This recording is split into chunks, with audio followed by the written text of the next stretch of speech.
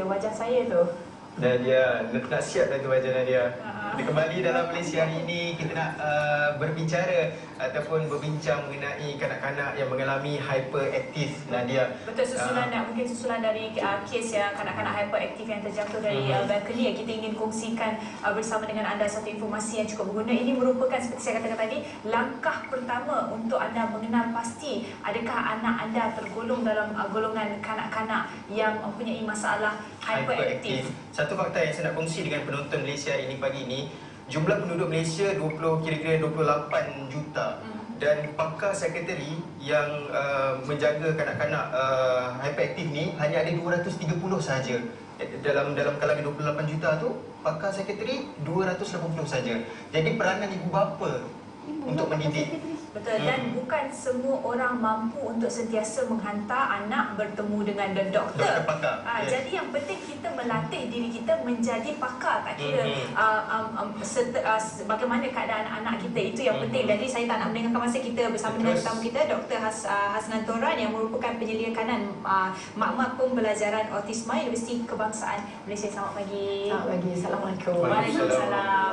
Doktor, jelaskan tentang masalah hyperaktif ni, doktor. Ada yang mengaitkan dengan masalah ADHD, ada yang mengaitkan dengan minor autism. Jadi silakan.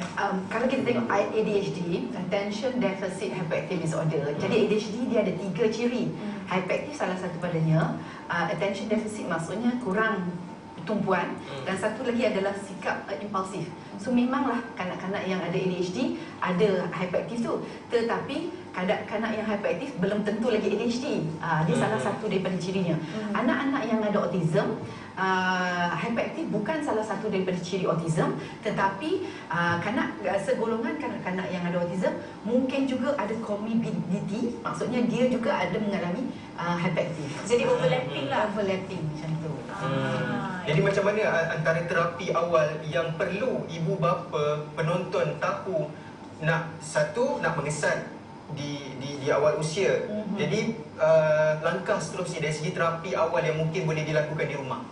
Nak kenal kanak-kanak yang hyperaktif ni, dia agak subjektif. Sebab lain budaya, lain definisi hyperaktif tu. Contohnya kalau kita sesama Melayu pun, kalau keluarga saya yang kuat disiplin, budak yang bergerak banyak sikit, itu hyperaktif. Tapi kalau keluarga yang relax, okey tak apalah semua, anak-anak yang agak lasak tu tak dianggap sebagai hyperaktif. So itu satu. Tetapi selalunya kalau ibu bapa rasa macam tak boleh nak kontrol, ada masalah, saya tak kata itu ada hyperaktif, tetapi nasihat saya adalah itu masanya untuk kita ambil tindakan. Betul, perlu ambil langkah pertama. Kita tak perlu tunggu sampai anak kita dapat diagnosis profesional baru kita nak menerima hakikat bahawa anak kita ada hyperaktif. Jadi contohnya bukan perkara-perkara yang biasa. Contohnya bawa anak pergi makan kenduri, anak orang lain okey boleh duduk makan di meja makan, anak kita melompat-lompat panjat sana panjat sini. Oh, you should do something about that rather than tunggu sampai anak dapat label hyperaktif. Betul. Jadi kita tak perlu menunjukkan rasa kekecewaan seperti saya katakan tadi apabila sekolah menghantar surat atau menghubungi ibu bapa mengatakan bahawa puan, anak puan ni dalam kelas tak boleh tumpukan perhatian. Anak puan ni tak suka duduk diam macam tu. Bila kita menerima yang begitu, kadang-kadang ibu bapa menganggap terus beralih ke kekecewaan dan menyalahkan anak. Kenapa anak begitu? Kadang-kadang bukan pilihan mereka, doktor. Very true. Saya selalu bagi nasihat kepada mak bapak. Kalau tak ada doktor, kalau tak ada cikgu, tak ada jururawat, tak ada apa, kita adalah benteng pertahanan yang terakhir untuk masa depan anak kita. Betul. Kalau kita kecewa, kita lemah, kita tak ada semangat, siapa lagi nak tolong anak kita?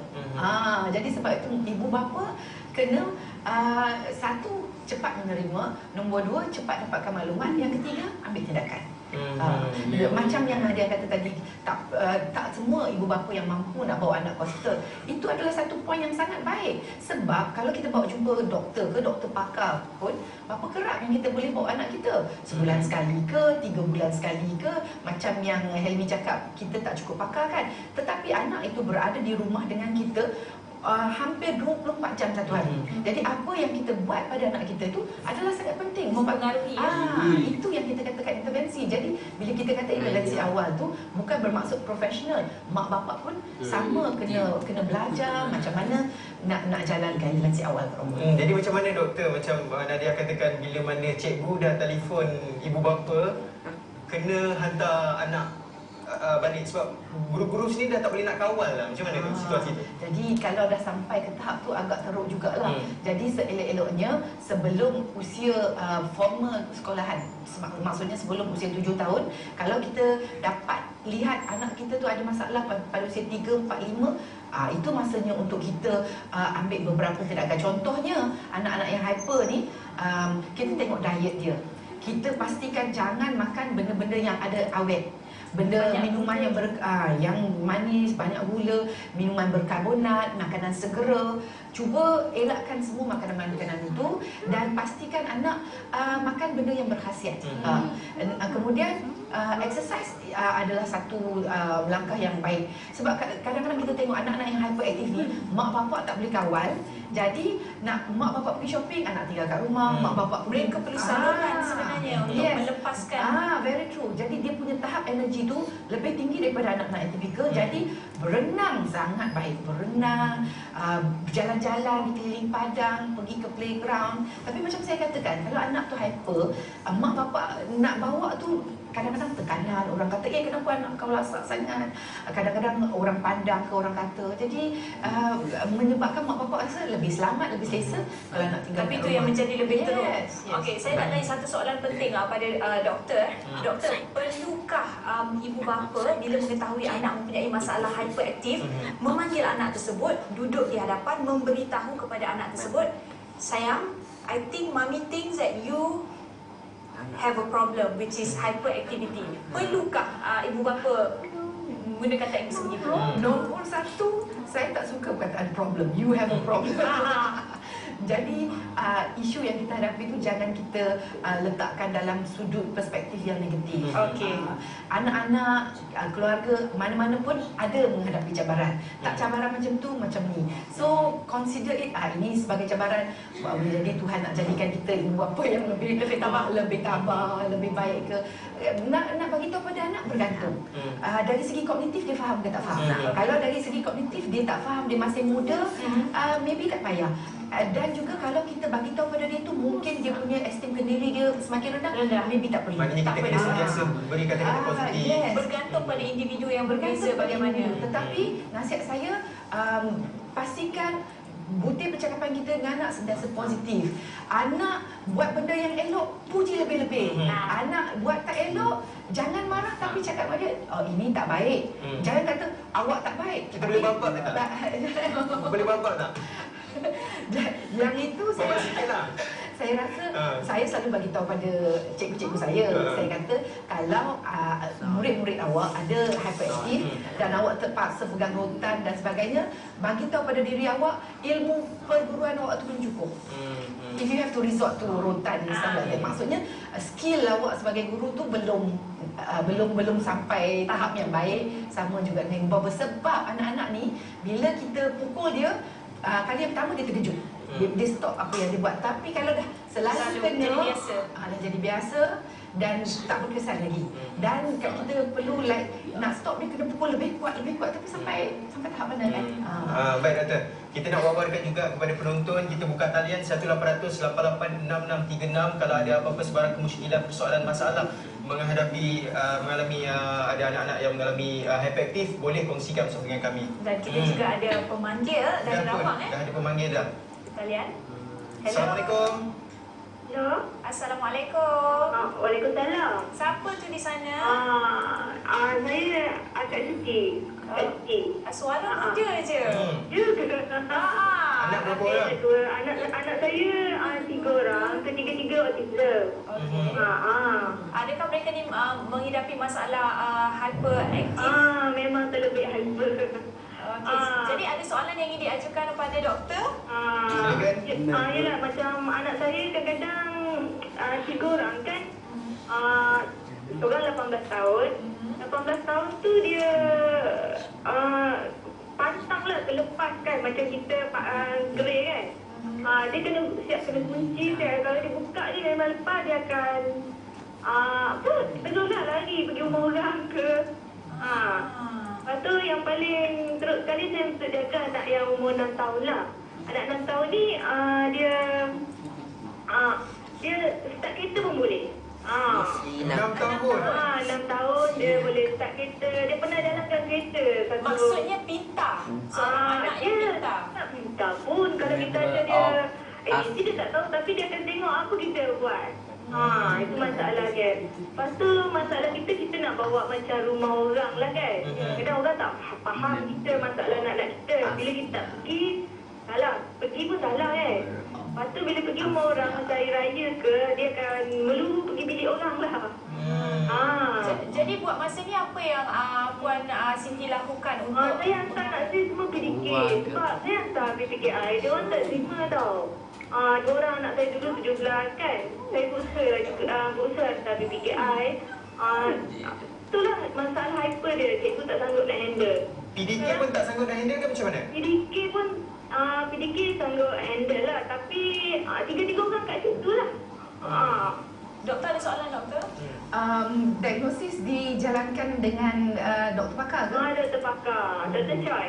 Saya ambil darah hantar Australia. Dah disahkan tiga-tiga anak saya autisma, Fragile X syndrome. Jadi apa soalan Puan Siti hari ni ya yang boleh saya bantu? Siti mana? Saya tak tahu mana nak. Sebenarnya anak saya yang 18 tahun tu memang dah tak boleh jadi apa lah kan. Yang saya mengharapkan anak saya 6 tahun tu, saya nak hantar terapis mahal kan. Bila kita nak hantar macam yang kerajaan gitu, saya nak membawa 3 orang anak tu serentak memang bermasalah lah. Yalah. Okey, kita dengarkan mungkin pandangan doktor ya. Terima kasih Puan Siti. Okey, terima kasih. Jadi kita sangat simpati dengan Sangat simpati sampai saya yakin menggunakan kos yang tinggi kerana sampai dihantar darah sampai ke Australia untuk mendapatkan diagnos bagi yang masih lagi mampu untuk melakukan tersebut.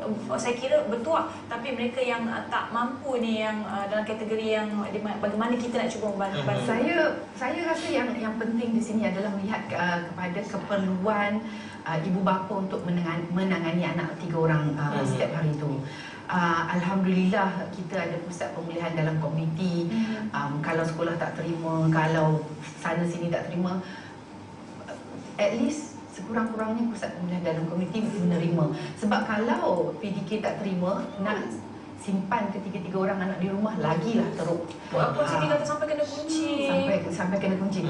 Yang mengenai anak yang suka lari tu, nasihat saya kepada ibu bapa pada anak-anak yang selalu hilang, ambil gambar anak dan pastikan ada dalam simpanan kita beberapa keping, 10 keping ke 5 keping, dan juga kita buat satu flyer dengan maklumat anak kita hantarkan kepada surau, kepada gerai runcit, kawasan-kawasan berdekatan. Jadi mereka menumpukan perhatian supaya dia tahu kalau anak yang hilang, ibu dia di sini, tak perlu hantar ke balai polis dan sebagainya. Dan juga kita boleh belikan gelang yang ada tulis nama anak dan nombor telefon kita. Jadi kalau hilang, senang orang tahu di mana. Tetapi macam dalam keadaan Puan Siti tu, saya sangat-sangat bersimpati. 3 orang anak, bila kita bercakap tentang intervensi awal, tentang exercise, tentang diet, yang dihadapi tu sangat 3 kali ganda, sangat kritikal. Jadi alhamdulillah apa PDK ada, dan yang saya difahamkan pusat-pusat PDK pemulihan dalam komuniti sekarang, mereka sedang bergerak untuk memulakan program kerjaya untuk anak-anak istimewa di PDK. Jadi kalau anak-anak ini tidak boleh dilatih untuk bekerja di luar, sekarang PDK dalam program untuk menyediakan sheltered workplace. Maksudnya tempat kerja tu di PDK sendiri. Contohnya kita ada di PDK di Butterworth, dia perusahaan menanam cendawan contohnya, sehingga dapat menjana pendapatan kepada anak-anak. Jadi ibu bapa janganlah rasa macam tak ada harap. Minta maaf lah tadi macam Puan Siti kata anak saya 18 tahun tu memanglah tak jadi apa.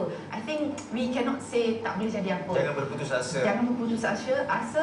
Memang saya tahu pihak PDK sekarang memang cuba untuk memulakan program vocational sebelum ini. Doktor, kalau ikut nak sembang memang panjang nak cerita tentang. Saya nak tanya tentang langkah bagaimana kita nak membantu mereka yang punya anak yang hyperaktif sebegini. Tak apa, bagaimanapun sekiranya kita sempat, kita akan bawakan lagi lebih lanjut, kita akan kupas lebih lanjut mengenai persoalan ini. Kita ucapkan terima kasih banyak Dr. Hasnatora, penyelia kanan makmal pembelajaran autisma Universiti Bahasa Malaysia. Balik nanti boleh lebih salam pada anak-anak murid ya. Cikgu-cikgu. Cikgu-cikgu juga. Terima kasih. Cukup manfaat sekali topik kita pagi ni. Ya, Terutama kepada ibu bapa yang mempunyai anak-anak hyperaktif. Betul. Dan kita akan berehat dulu seketika. Jangan ke mana, selepas ini kita akan bawakan cerita mengenai inspirasi kejayaan anak Malaysia.